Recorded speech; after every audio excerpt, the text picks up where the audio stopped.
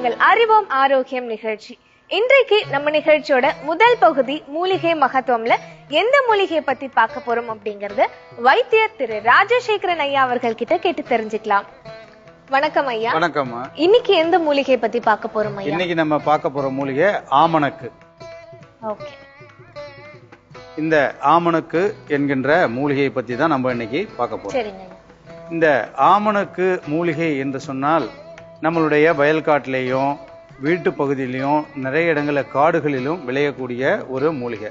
இதை பயிர் பண்றாங்க. அதாவது இந்த விதையை நெய் எடுப்பதற்காக, விளக்கெண்ணெய் அந்த நெய் எடுப்பதற்காக இந்த மூலிகையை நிறைய பயிர் பண்றாங்க. இது நமக்கு எப்படி மருத்துவ குணமுள்ள மூலிகையா இருக்குங்கிறத பத்தி நம்ம இப்போ பார்க்க போறோம். பொதுவா இப்போ நம்மளுடைய தாய்மார்கள் பார்த்தீங்கன்னாக்கா, பிரசவமான தாய்மார்களுக்கு பால் சுரப்பது ரொம்ப குறைவா இருக்கு. அதாவது பாலே கிடைக்க மாட்டேங்குது நிறைய குழந்தைகளுக்கு. உடல் ஆரோக்கியம் குறைவு காரணமாகவும், நிறைய பேருக்கு இரத்த சோகை இருப்பதன் மூலமாகவும், மலச்சிக்கல்கள் அதாவது இந்த பிரசவ நேரத்தில் அவர்கள் உடல் சோர்வு காரணமாக அவர்களுக்கு அந்த தாய்ப்பால் சுரப்பது மிக குறைவாக இருக்கு. அந்த மாதிரி தாய்ப்பால் சுரப்பது குறைவாக இருக்கக்கூடிய தாய்மார்கள் இந்த ஆமணக்கு இலையை வதக்கி, அதாவது அந்த நெய்யில வதக்கி அந்த மார்பகங்களில் கட்டுவதன் மூலமாக நல்ல ஒரு தாய்ப்பால் சுரக்கும். இப்போ குழந்தைங்களுக்கு பார்த்தீங்கன்னா, திடீர்னு சின்ன குழந்தைங்கள்லாம், கை குழந்தைங்கள்லாம் அழுவும். அதாவது ராத்திரியில் பார்த்தீங்கன்னா திடீர்னு கத்தும். வயிறு ஒரு மந்தம் ஏற்பட்டு, வயிறில் ஒரு மப்பு ஏற்பட்டுருச்சுன்னு சொல்லுவாங்க. அதாவது செரிமான கோளாறு ஏற்பட்டதன் மூலமாக அந்த குழந்தைங்கள்லாம் ரொம்ப கத்தும். அது எதனால் கத்துதுன்னே தெரியாது, ஏன்னா அதுக்கு சொல்லவும் முடியாது. அந்த மாதிரி அழுவுற காலங்களில் அந்த குழந்தைகளுக்கு இந்த துளிரை, இதில் இருக்கக்கூடிய அந்த கொழுந்து இலையை பறித்து அந்த விளக்கெண்ணெயில வதக்கி அந்த தொப்புள் பகுதியில் வைத்து அந்த குழந்தைகளை வயிற்றுல கட்டுவதன் மூலமாக அந்த வயிற்று வலி குறைந்து, சூடு காரணமாக கூட அந்த குழந்தைங்களுக்கு கத்தும். உடல் சூடு காரணமாக கூட, அந்த வெப்பத்தின் காரணமாக கூட அந்த குழந்தைகள் அழுவும். அந்த மாதிரி காலத்தில் இந்த துளிரை விளக்கெண்ணெயில் வதக்கி தொப்புள் பகுதியில் வைத்து கட்டுவதன் மூலமாக அந்த உடல் சூடு குறைந்து வயிறு வலி உடனே குணமாயிடும். அதே போல் இப்போ நிறைய பேருக்கு பார்த்தீங்கன்னாக்கா வயிற்று பொறுமல், வயிற்றுக்கு உள்ளார நிறைய பொறுமல் வந்துடும். கேஸ், அதாவது மூலக்கடுப்பு, ரெண்டாவது மலச்சிக்கல் ஏற்பட்டு மலம் வெளியேறாமல் அதன் மூலமாக வரக்கூடிய வாயு, கீழ்வாதம், இது போன்ற நோய்களுக்கு எல்லாமே இந்த மல கிருமிகள்லாம் ஏற்பட்டு தொற்று ஏற்பட்டுரும். அப்போ அந்த மாதிரி காலங்களில் சிறுநீர் கழிக்கிறதுக்கும் ரொம்ப கஷ்டமாக இருக்கும். அந்த மாதிரி சிறுநீர் தடைகள், சிறுநீர் கோளாறு, நீர் எரிச்சல், நீர் கடுப்பு போன்ற நோய்கள்லாம் வந்த காலங்களில் இந்த ஆமணக்கு எண்ணெயை சிறிது பாலுடனோ அல்லது இஞ்சி சாறுடனோ கலந்து ஒரு 30 முதல் 50 ml வரை மில்லி வரை பெரியவர்களுக்கு கொடுக்கலாம். குழந்தைகளுக்கு 5 முதல் ஒரு 20 மில்லி வரைக்கும் கொடுத்தோம்னாக்கா, காலையில் வெறும் வயிற்றில் கொடுத்தோம்னாக்கா அவர்களுக்கு நல்ல, அதாவது சுகபேதி பேதியாகி வயிற்றில் உள்ள கழிச்சல், அதாவது மலக்கழிவுகள்லாம் வெளியே போய் அந்த கிருமிகள்லாம் நீங்கி அவர்களுக்கு அந்த மலச்சிக்கல் நீங்க பெற்று அந்த புழுக்கள்லாம் வெளியில போயிடும். அந்த விளக்கெண்ணெயில பாலோ அல்லது இஞ்சி சாரோ கலந்து குடிக்கும் பொழுது புழுக்கள் வெளியேறி நீர் சுருக்கு போன்ற நோய்கள்லாம் குணமாகும். நிறைய பேருக்கு இந்த மலச்சிக்கல் வந்ததுனாலே இந்த மாதவிடாய் காலங்களில் அவர்களுக்கு அந்த தொந்தரவு இருக்கும். அது போன்ற தொந்தரவு உள்ளவர்களுக்கு, பெண்களுக்கு வரக்கூடிய மேக வெட்டை, மேகச்சூடு, கனச்சூடு என்று சொல்லக்கூடிய நோய்கள் அது எல்லாமே குணமாயிடும். ஆண்களுக்கு வரக்கூடிய அந்த உஷ்ணத்தால் வரக்கூடிய நோய்கள், மூலக்கடுப்பு, தாது நஷ்டம் போன்ற நோய்களும் குணமாயிடும். இந்த ஆமணக்கு இலையை நெய்யில் வதக்கி கட்டி, கழலைகள் போன்ற வீக்கம் போன்ற பகுதிகளெல்லாம் கட்டுவதன் மூலமாக அந்த கட்டிகள் உடைந்து அந்த புண்கள் எல்லாம் ஆறுவதற்கும் இந்த மூலிகை நல்ல பயனுள்ளதாக இருக்கும். இப்போ இந்த ஆமணக்கு இலையினுடைய மூலிகை மகத்துவத்தை பார்த்தோம். இப்போ இந்த ஆமணக்குல இருக்கக்கூடிய வேர் பகுதி இருக்கு பார்த்தீங்களா, நிறைய பேருக்கு இந்த பல்லுல சீழ் வரும், ரத்தம் வர்றது, ஈறுகளில் சொத்தை பல் வர்றது, அதே போல் அந்த ஈறுகளில் வரக்கூடிய சீழ், ரத்தம், ஜலம், இந்த மாதிரியான காலங்களில் கூட இந்த வேரை நம்ம நன்றாக பொடி செய்து அரைத்து பொடி செய்து வைத்து கொண்டு அந்த வேரை பல்பொடியில் கலந்து கூட விளக்கலாம். நேரடியாக கூட அந்த வேரை நாம் அந்த பல்லில் வைத்து தேய்க்கும் பொழுது அந்த பல் வலி சம்பந்தப்பட்ட, பல் சம்பந்தப்பட்ட நோய்கள்லாம் குணமாயிடும். ரெண்டாவது, இந்த வேரை குடிநீராகவும் பயன்படுத்தலாம். நம்ம குடிநீராக குடிக்கும் பொழுது நம்மளுடைய உடலில் உள்ள வெப்பம், உடல் தாது, இது போன்ற குறைபாடு உள்ளவர்கள், இரத்த குறைபாடு உள்ளவர்கள், இரத்த அழுத்தம் உள்ளவர்களுக்கும், சூட்டினால் வரக்கூடிய கனச்சூடு, இதெல்லாம் நமக்கு குணமாகும். முக்கியமாக பார்த்தீங்கன்னாக்கா இந்த பருப்பு, அதாவது இந்த விதை என்று சொல்வார்கள், இதை நன்றாக உடைத்து உள்ளே இருக்கக்கூடிய பருப்பை எடுத்து துவையல் போல நன்றாக அரைத்து ஒரு துணியில் கட்டிக்கிட்டு இந்த கீழ்வாதம் என்று சொல்லக்கூடிய அந்த வாத பகுதியிலெல்லாம் ஒத்தடம் கொடுப்பதன் மூலமாக அந்த வாதம் போன்ற நோய்கள்லாம் குணமாயிடும். நம்மளுடைய உடல்ல வரக்கூடிய வெப்பத்தின் காரணமாக வரக்கூடிய நோய், பித்தத்தின் காரணமாக வரக்கூடிய நோய் என்று சொல்லி பார்த்தால் கல்லீரல், மண்ணீரெல்லாம் பாதிக்கப்பட்டு அதுல கொழுப்புகள்லாம் சேர்ந்து நம்மளுடைய உடல்ல பல நோய்களை உருவாக்கிடும். செரிமான தன்மை போயிடும், அவங்களுக்கு சரியான காலங்களில் செரிக்காது, சாப்பிட்ட உணவு செரிக்காததுனால அவர்களுக்கு இந்த பித்தம் போன்ற நோய்கள்லாம் பித்த மயக்கம், கிறக்கம்லாம் வந்துடும். அந்த மாதிரி காலகட்டத்தில் அந்த பித்த நீரை வெளியேற்றுவதற்காக இந்த கீழாநெல்லி மற்றும் இந்த ஆமணக்கு இலையை பயன்படுத்தி இப்பொழுது நம்ம ஒரு சாறு தயாரிக்க போறோம். பெரும்பாலும் இந்த பித்தம் வந்துருச்சு அப்படின்னு சொன்னாலே நமக்கு அந்த மஞ்சள் காமாலை என்று சொல்லக்கூடிய அந்த நோய் தாக்குதல் நமக்கு வந்துடும். இந்த மஞ்சள் காமாலை வந்ததுனாக்கா கடுமையான ஜுரம், வாந்தி, உடல் சோர்வு, உடல் வலி, இது போன்ற உபாதைகள்லாம் வந்துடும். அந்த மாதிரி நேரத்தில் இந்த ஆமணக்கு இலையவும் கீழாநெல்லி இலையையும் சேர்த்து அரைத்து காலையில் ஒருவேளை மட்டும் 30 மில்லிகிராம், அதாவது 30 ml மட்டும் பெரியவர்களுக்கும் சின்ன குழந்தைகளுக்கு 5 முதல் 10 ml வரை ஒரு 3 நாளைக்கு கொடுத்துட்டு வேதிக்கு 4வது நாள் வேதிக்கு போறதுக்கு கொடுத்துட்டோம் அப்படின்னு சொன்னாக்கா அந்த உடல்ல இருந்த பித்த நீர்கள்லாம் வெளியேறி உடல்ல இருந்த அந்த மஞ்சள் காமாலை கிருமிகள்லாம் அறவே ரத்தத்திலிருந்தே வெளியேறிடும். ரத்தத்திலிருந்து வெளியேறி அந்த மஞ்சள் காமாலை நோய் குணமாயிடும். அதை எப்படி நம்ம இந்த கீழாநெல்லியவும் ஆமணக்கிளையும் சேர்த்து அரைத்து சாறு எடுப்பது என்பதை பற்றி இப்போ நம்ம பார்க்க போறோம்.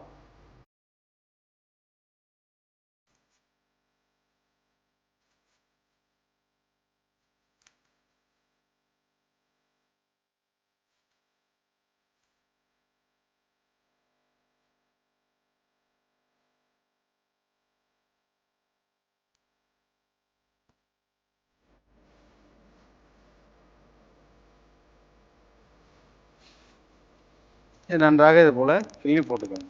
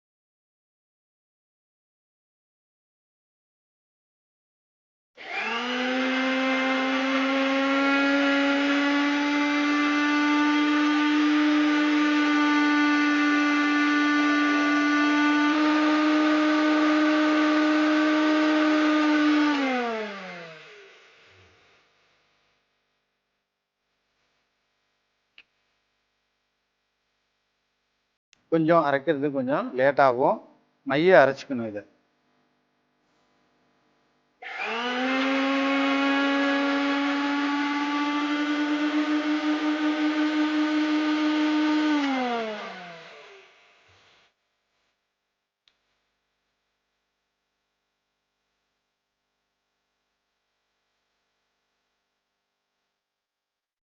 அது நல்லா விழுதா அரைச்சு உருண்டையா எடுத்துக்கணும். ஆமா, இவ்வளவுதான் இந்த அளவு. இது இப்போ ஒரு ஆளுக்கு காலையில நம்ம காலையில் ஒரு வேளை மட்டும் வெறும் வயிற்றில் ஆகாரத்துக்கு முன்பு 3 நாட்களுக்கு மட்டும்தான் கொடுக்கணும், அதிகமாக கொடுக்கக்கூடாது. 3 நாட்களுக்கு இதை கொடுத்த பிறகு 4வது நாள் வயிற்றால போகிறதுக்கு பேதி கொடுத்தோம்னாக்கா அவருடைய உடம்பில் உள்ள அந்த மஞ்சள் காமாலை கிருமிகள் எல்லாம் இரத்தத்திலிருந்து சுத்தமாகி அவர்கள் அந்த நோயிலிருந்து குணமடைஞ்சிருவாங்க. இப்போ நிறைய பேருக்கு பார்த்தீங்கன்னாக்கா இந்த கண்ணில் தூசு விழுந்துடும், மண் விழுந்துடும், அந்த மாதிரி கண் வலி, கண்ணில் வரக்கூடிய நீர், அந்த மாதிரி காலங்களில் ஒரு 2 சொட்டு, ஒரு கண்ணுக்கு 2 சொட்டு விளக்கெண்ணெய் விட்டோம் அப்படின்னு சொன்னாக்கா அந்த கண்ணில் இருக்கிற அந்த தூசு, அந்த மண் எல்லாம் நீங்கி அவர்களுக்கு அந்த கண் நோய் குணமாயிடும். கீழாநெல்லி ஆமணக்கு உருண்டை தயாரிக்கும் முறை. மிக்சியில் கீழாநெல்லி இலைகளை காம்புடன் போட்டு அதனுடன் ஆமணக்கு இலைகளை சேர்த்து அரைத்து எடுத்து உருட்டினால் கீழாநெல்லி ஆமணக்கு உருண்டை தயார். ரொம்ப நன்றி ஐயா. ஆமணக்கு இலையை பத்தி நிறைய விஷயங்கள் எங்களுக்காக இன்னைக்கு நீங்க சொல்லியிருந்தீங்க. மிக்க நன்றி. நன்றி.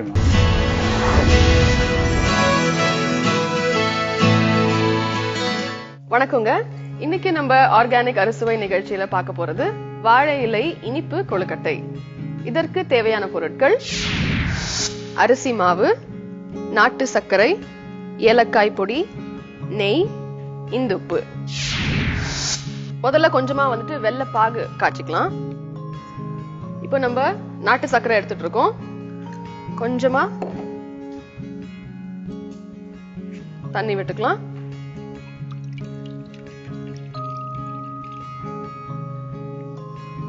இப்போ நாட்டு சர்க்கரையில பாத்தீங்க அப்படின்னா உங்களுக்கு நிறைய இரும்பு சத்து இருக்கு, மினரல் சத்து இருக்கு. அதனால நம்ம ரெகுலர் சுகரும் நீங்க யூஸ் பண்ணலாம். ஆனா அதுக்கு பதிலா இதை யூஸ் பண்ணீங்க அப்படின்னா உங்களுக்கு ஒரு சத்தான கொழுக்கட்டையும் கிடைக்கும். கொஞ்சம் கொஞ்சமா இதுல ஆட் பண்ணிக்கலாம். இது ரொம்ப சீக்கிரமா செய்யக்கூடிய ஒரு கொழுக்கட்டைங்க, ரொம்ப நேரம் எடுக்காது. சோ நீங்க அவசரமா ஒண்ணு பண்ணணும் அப்படின்னு நினைச்சீங்கன்னா இத கண்டிப்பா நீங்க பண்ணலாம். இதுக்கு நம்ம வாழை இலை யூஸ் பண்ண போறோம். வாழை இலை தான் தேவை அப்படிங்கறது இல்ல. இந்த சேம் ரெசிபி, இதே ரெசிபிய நீங்க பனை ஓலையில பண்ணலாம். நல்ல வாசனையா இருக்கும், சுவையா இருக்கும், ஒரு டிஃபரெண்டா இருக்கும். மந்தார இலையில பண்ணலாம், பூவரசன் இலையில பண்ணலாம். சோ நம்மளுக்கு எந்த இலை கிடைக்குதோ, அதாவது நான் சொன்ன இலையில ஏதாவது ஒண்ணு கண்டிப்பா நீங்க எடுத்து ட்ரை பண்ணலாம். நல்லா கரைச்சிக்கலாம் இத. இப்ப பாத்தீங்கன்னா இதுல சின்ன சின்னதா வந்துட்டு பீசஸ் இருக்கு. அதுவும் கரையிற வரைக்கும் கொஞ்சம் நல்லா காய்ச்சிக்கலாம். இல்ல பாக்கி இருக்கிறது எல்லாத்தையுமே நான் கொட்டிட்டு இருக்கேன்.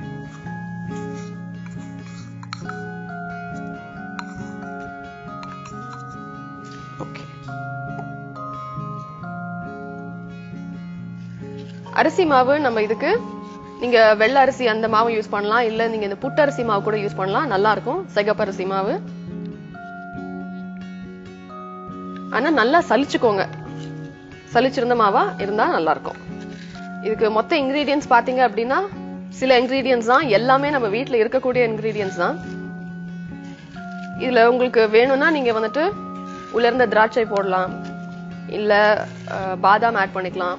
பாதாம் ஃபுல் பீஸா போடாம கொஞ்சம் இடிச்சிட்டு போட்டீங்க அப்படின்னா நல்லா தான் இருக்கும்.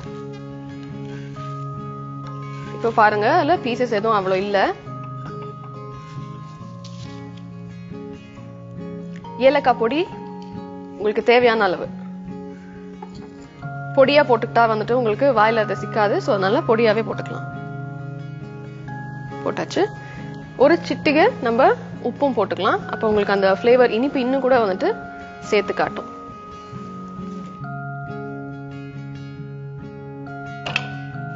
கொஞ்சம் கொஞ்சமா இதுல அரிசி மாவு போட்டு கலந்துக்கலாம்.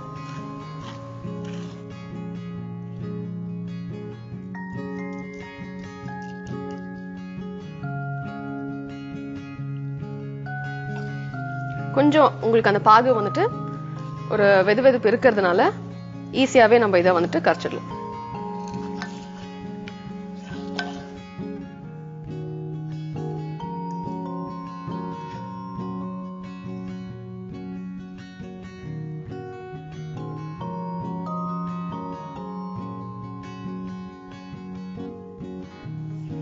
நம்ம படிக்கும்போது உணவே மருந்துன்னு சொல்லி நிறைய படிச்சிருக்கோம். அப்போ நம்ம சாப்பிடுற உணவு 3 வேளை சாப்பிடுறதையே வந்துட்டு கொஞ்சம் சத்தானதா ஆரோக்கியமானதா நம்ம யோசிச்சு சாப்பிட்டோம் அப்படின்னா மருந்துக்கு வந்துட்டு நம்மளுக்கு அவசியமே இல்லை. ஆனா இப்போ பாத்தீங்கன்னா மருந்து தான் உணவா நிறைய பேர் சாப்பிட்டுட்டு இருக்கோம். அதனால ஒரு 3-4 மாசம் நீங்க வந்துட்டு நல்ல சுத்தமான ரசாயனம் கலக்காத உணவு சாப்பிட்டு பாருங்க. உங்களோட ஹெல்த்ல எவ்வளவு சேஞ்சஸ் இருக்கு அப்படிங்கறத கண்டிப்பா உங்களால வந்துட்டு பார்க்க முடியும். சர்க்கரை யூஸ் பண்றதுக்கு பதிலா நீங்க வந்துட்டு வெல்லமே வந்துட்டு அதிகமா, நாட்டு சர்க்கரையே வந்துட்டு அதிகமா நம்ம யூஸ் பண்ண ஆரம்பிச்சோம் அப்படின்னா நம்மளோட பிளட்ல இருக்க அயர்ன் லெவல்ல உங்களுக்கு டிஃபரன்ஸ் தெரியும்.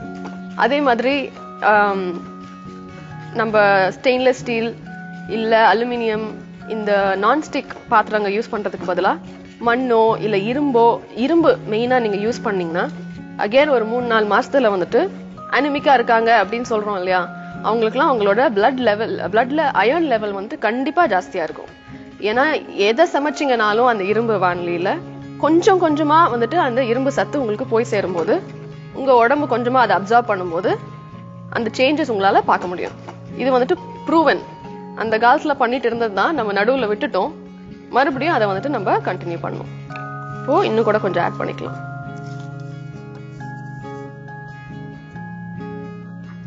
இது கொஞ்சம் கொஞ்சமா இப்படி ஆட் பண்ணி நம்ம நல்லா கலந்துக்கலாம்.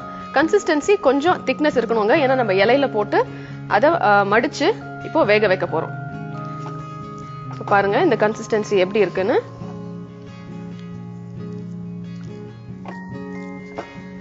திக்னஸ் இருக்கணும். அப்பதான் உங்களுக்கு வேக வைக்கும் போது இலையில போட்டு வெளியில எல்லாம் ஒழுகாது. ஒழுக ஆரம்பிச்சிடுச்சுனாலே உங்களுக்கு கஷ்டம் தான். நல்ல கன்சிஸ்டன்சி வந்துடுச்சுங்க. இதுல நம்ம ஒரு 2 ஸ்பூன் அளவு நெய் சேர்த்துக்கலாம். வாசனையும் நல்லா இருக்கும், டேஸ்டும் நல்லா இருக்கும்.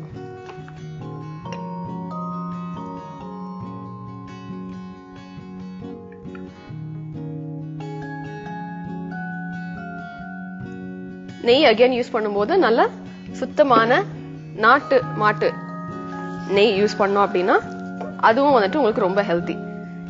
நெய் யூஸ் பண்ண வேண்டாம், கொலஸ்ட்ரால் வரும் அப்படின்னு சொல்றதெல்லாம் வந்துட்டு குட் கொலஸ்ட்ரால் பேட் கொலஸ்ட்ரால்னு நம்ம கேள்விப்பட்டிருப்போம். நெய் வந்துட்டு நாட்டு மாட்டு நெய் நம்மளுக்கு வந்துட்டு ரொம்பவே முக்கியமான ஒரு விஷயம். சாப்பிடும்போது எப்பவுமே ஒரு சொட்டு நெய் போட்டு சாதம் சாப்பிடும்போது நல்லா செரிக்கும். இப்போ நம்ம இது ரெடி ஆயிடுச்சு. நீங்க வச்சுக்கலாம். இலைய கொஞ்சமா வாட்டிக்கணும். அப்பதான் நம்மளுக்கு அது நல்லா மடிக்கிறதுக்கு ஈஸியா இருக்கும். இலைய கொஞ்சமா வாட்டினீங்கன்னா போதும். அவ்வளவுதான். இந்த மாதிரி வாட்டி எடுத்துக்கோங்க. அது தண்ணி போட்டு வாஷ் பண்ணதுனால கொஞ்சம் உங்களுக்கு அப்படி ஆவி வருது, இல்லைன்னா அவ்வளவு வராது. அவ்வளவுதான். பாருங்க இலை கலரே கொஞ்சமா மாறி இருக்கு. இப்போ இந்த இலையில இந்த அரிசி மாவு கொஞ்சம் போட்டு எப்படி பேக் பண்றது நான் சொல்றேன்.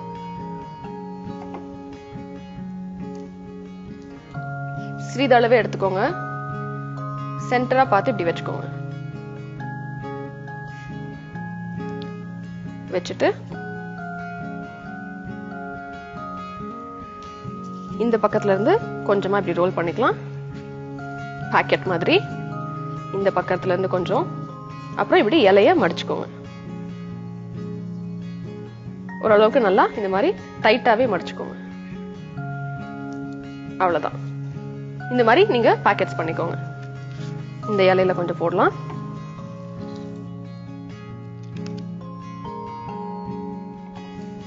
அதே மாதிரி இந்த பக்கம் கொஞ்சம் மடிச்சுக்கோங்க. இந்த பக்கம் நல்ல டைட்டா ஒரு பாக்கெட் பண்ணிக்கலாம். இந்த மாதிரி நம்ம மடிச்சு மடிச்சு பாக்கெட்ஸ் பண்ணிக்கலாம். இப்போ இது எப்படி வேக வைக்க போறோம் அப்படின்னா, இன்னைக்கு நம்ம யூஸ் பண்ண போறது மண் இட்லி சட்டி.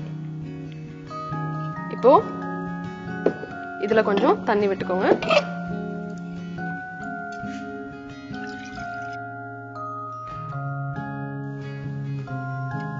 இது வச்சுக்கலாம்.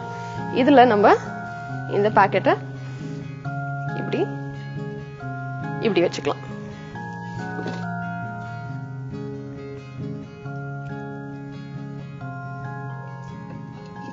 நல்ல ஏர் டைட்டா மூடி வச்சுக்கலாம்.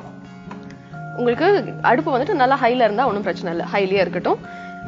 ஒரு 10 நிமிஷத்துல இருந்து ஒரு 1/4 மணி நேரத்துக்குள்ள நம்ம செக் பண்ணி பார்க்கலாம் எப்படி இருக்குன்னு சொல்லிட்டு. வெந்திருக்கணும், இல்லைன்னா இன்னொரு 2 நிமிஷம் எக்ஸ்ட்ரா விட்டீங்கன்னா கரெக்டா இருக்கும். இப்போ நம்ம வேகறதுக்கு கொஞ்சம் வெயிட் பண்ணலாம்.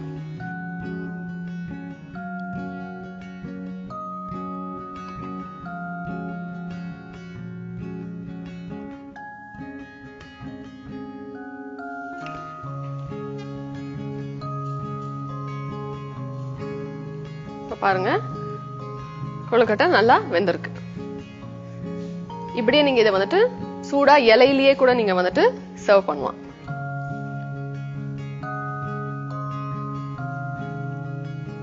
இதுல வேணும்னா நம்ம ஒரு 2 சொட்டு நெய் மேலாக அப்படியே விட்டுக்கலாம்.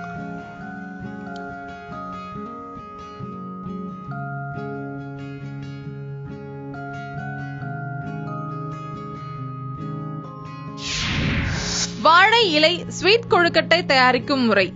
வாணலியில் தண்ணீர் ஊற்றி அதில் நாட்டு சர்க்கரையை போட்டு கட்டி விழாமல் கரைத்து எடுத்துக்கொள்ளவும். பின்னர் அதில் ஏலக்காய் தூள் மற்றும் அரிசி மாவு சேர்த்து கட்டி விழாதவாறு கிளறி அதில் தேவைக்கேற்ப பசுனை சேர்த்து கொள்ளவும்.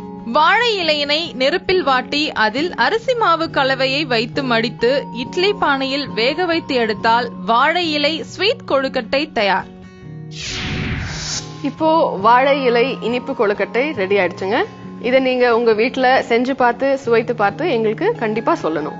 மீண்டும் அடுத்த ஆர்கானிக் அறுசுவை நிகழ்ச்சியில உங்களை சந்திக்கும் வரை விடை பெறுகிறேன். நன்றி, வணக்கம்.